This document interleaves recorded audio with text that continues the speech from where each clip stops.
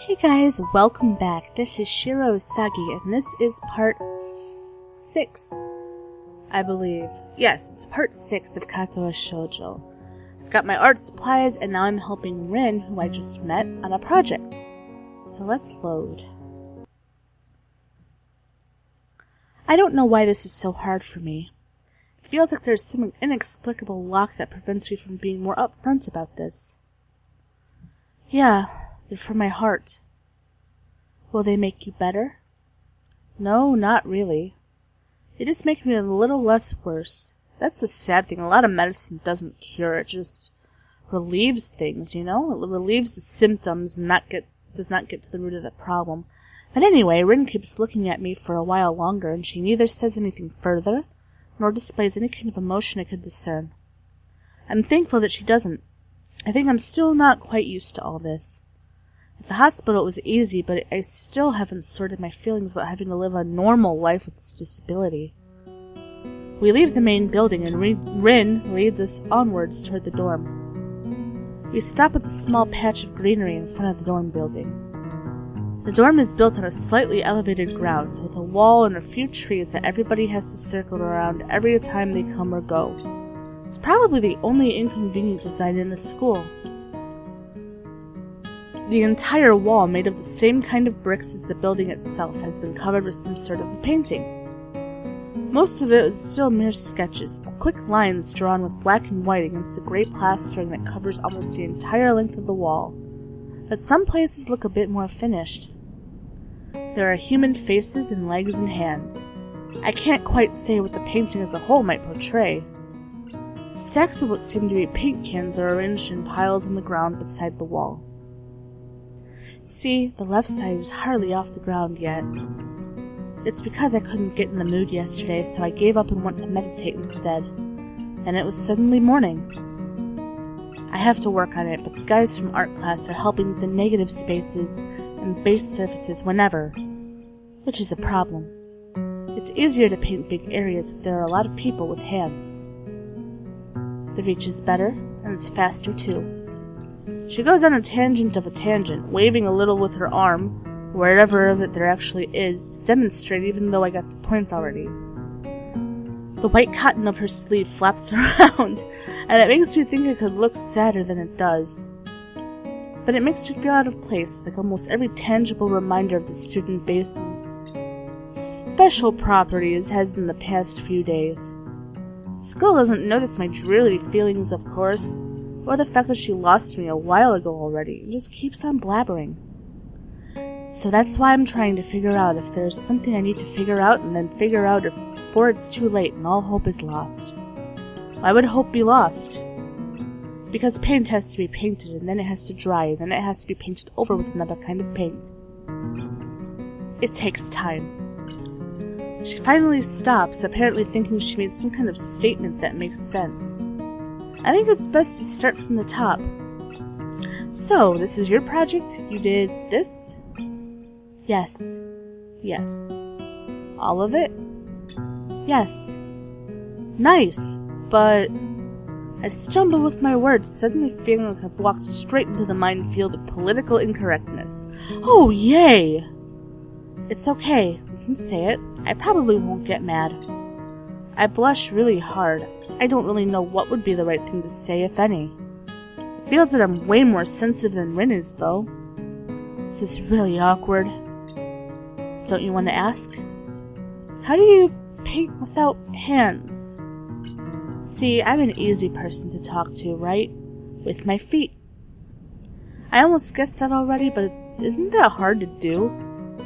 You're good at guessing. Anyway, I don't think it is. Maybe I'm used to it by now.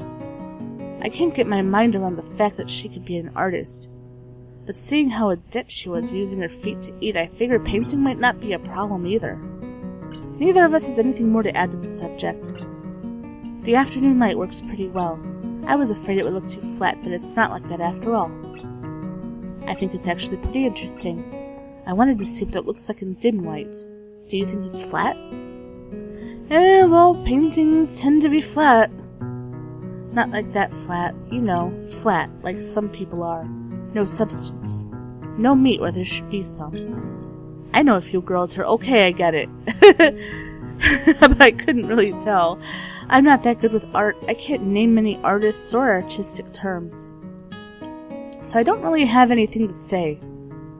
Rin shrugs her shoulders at that, saying, "Suit yourself," without saying it, and looks up at the sky as if trying to look for something up there. I didn't think it would get any actual work done, but if you'd give me a hand with the paints, I could do a little before it's too dark. I wanted to get a halogen lamp like the ones they have at the sports track, but there aren't any. Rin sure is quick to recruit my help, as was Shizune. It really makes me feel that the festival is such a big project that every pair of hands is needed. Why not? I'm not really sure if I can be of any help, though. It's just mixing some paints, so you can do that. Probably. Do you have motor control problems, like, those people who have some? Cerebral palsy, maybe? Not that I know of. I get it. Heart thingy has nothing to do with that. She gives me a sly look for no reason. No, it doesn't. Let's do it, then. So she sits on an empty wooden box and very naturally picks up a wide brush between the toes of her bare right foot. I open a few of the cans and pour some of the contents into shallow bowls for mixing. The thick paints flow lazily from the can to the bowl like syrup. I mix them, creating funny, hypnotic-looking swirl patterns that melt quickly into each other to form a new monotone hue. Rin sets to work, every now and then asking me for a hand with something or the other. Finding different brushes is easy enough, but mixing the paints to be the exact tone that girl is apparently seeing in her head is a frustrating ordeal. She wants precision down to the last millimeter before she's satisfied. But her instructions are obscure at best. Add half a splash of green. I crouch down to pick up the can of bright green. The other green. This green. I carefully pour some of the other green paint into the mixing bowl. No, that's almost a whole splash. More white. Is green a good color to add? No idea. You're the artist here. A hint of smile appears in the corners of her mouth. Do you lack an opinion?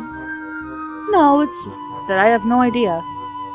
It's okay, because I just got an idea. Add more white. With this exclamation, I pour a minuscule amount of white into the bowl and mix it. It looks slightly whiter. That's not good. It has to be like the color when you wake up and you know that you saw the meaning of life in your dream but can't remember it. Maybe it's yellow. Oh my, Rin, you're weird. Despite the impossibility of mixing a color like the change of seasons, or any other nonsense that's being imposed on me, I find myself enjoying it more than I thought I would. Seeing a painting being born on the plastered wall feels like magic. I spend the moments I have between mixing paints crouching down on the paving and just looking at her work. It feels slightly intrusive at first, like breaking some imaginary intimacy. But Ren doesn't seem to mind the least bit. Maybe it's just in my head.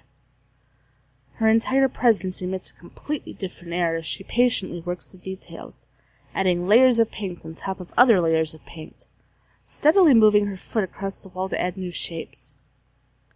When I manage to produce a passable mixture of paint, the rare smile on her face is oddly rewarding. Apart from the few words when discussing paint mixes, neither of us says a word for the longest time. And even those short discussions soon evolve into a shorthand, both of us developing and using weird impromptu code words for various paints and hues. As if there was some need to conserve words and breathe breath and sound.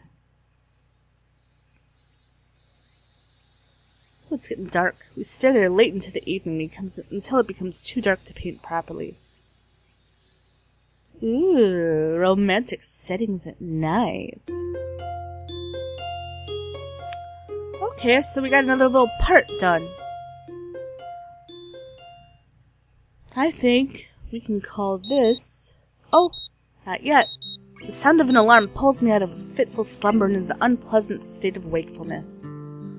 I linger under the blanket for a few minutes, gathering energy to rise up while making excuses for why I already haven't. Honestly, I wouldn't mind staying here for all day. School is surprisingly exhausting after a long pause, and the culture shock still has not faded, I think. Still, despite getting an impression that skipping class is easy here, I don't think they're going to let me get away that easily. And the nurse is bound to keep breathing down my neck with the talk of exercising as well. So eventually I do rise up, swallow the morning medications, and put on my old soccer clothing. Thanks to my condition, I was exempted from taking part in gym classes at Yamaku, so I didn't get issued with a gym outfit. I'd ordered some to cover such contingency, but wearing my old soccer clothes is kinda nostalgic. I can't use them for that anymore, so maybe they can get a new life this way. A bit like me. After all, if I'm going to start taking care of myself, I can't afford to slack around. I'll start from the basics. Basics which include keeping the rest of my body in shape along with what little I can do to strengthen my heart. Maybe then I can go back to something approaching a normal life. Or at least something where I'm less likely to fall over dead at any minute. Oh. I'm surprised to discover that I'm not the only one present at the track. Of course you're not. Not just that, but it's a face I've seen before. Of course it is. The prosthetic-legged girl who had bowled me over in the hallway yesterday is running on the track lightly, like a half-mechanical gazelle. What was her name again? It was a short one, but I can't remember. It was Emmy, you dumbass. She seemed to be running laps at a somewhat easy lope, her prosthetic legs clacking rhythmically on the hard track surface. She got those fancy running legs. I wonder what reason she has for running this early in the morning. Maybe it's something akin to mine, and the nurse is oppressing the poor girl to jog, just like he is oppressing me. I'm so oppressed. I certainly wouldn't be here if it wasn't for my health, and his prompting me to do so. And even with things being like they are, it's only because I want to get it out of the way early. The fact that I would be less likely to encounter someone who would witness my pitiful attempts to get in shape was merely a happy accident. I'd leave, but it seems that my former assailant noticed me on her last lap. She waves at me cheerfully and jogs over. Good morning. Your name is Hisao, right? She grins, seemingly pleased that she'd remembered my name. You may not remember me. Emmy? I knocked you over in the hall yesterday? How could I forget such a, blunt introduction? Emmy has the decency to look vaguely apologetic for a moment before giggling. Yeah, sorry about that. Again. Well, so as long as you don't make a habit of it, I suppose I'll be fine. Great! I'm not sure she realized I was joking. So the spy consultant the nurse was talking about, is that actually you? That's right. Oh. I was expecting someone from the nursing staff, to be honest. What, are you saying I don't look like I could be a spy? No, this is more like a relief. I was afraid you'd have someone to watch me every move. Unless you are here to do exactly that. No, I'm here for my own reasons. The nurse just asked me if I'd seen a messy-haired transfer student who looks like he's kinda lost around the track. So, why are you down here? Emmy strikes a dramatic pose. Training. For what? Track. Ah, I see you're on the track team then? Emmy nods enthusiastically. Yep, I'm one of the better runners, too. And modest about it, too. You're so proud of yourself. Hey, you should join up. It's good exercise, you know. I think that much activity is probably out of the question for me. Nah, I'm not even sure that I really like running all that much. Plus, I'm just not into organized sports, you know? It's true, I never even really got that much into soccer. I mean, I'd run around with my friends and all, but that was really the only reason I ever played. It wasn't for the glory or to be found in the field, that's for sure. Emmy seems to understand my meaning. I see. Not that into the whole organization thing. But now that you're here, I guess we're gonna run together, huh? What? Sure, I guess. Emmy seems pleased. She's adorable.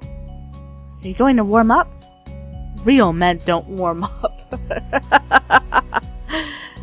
Oh no, you should always warm up. Bad Hisao. She scolds me enthusiastically, then smiles and leans closer. I hate warming up too. She laughs suddenly. Heck, and I don't even have to stretch my legs.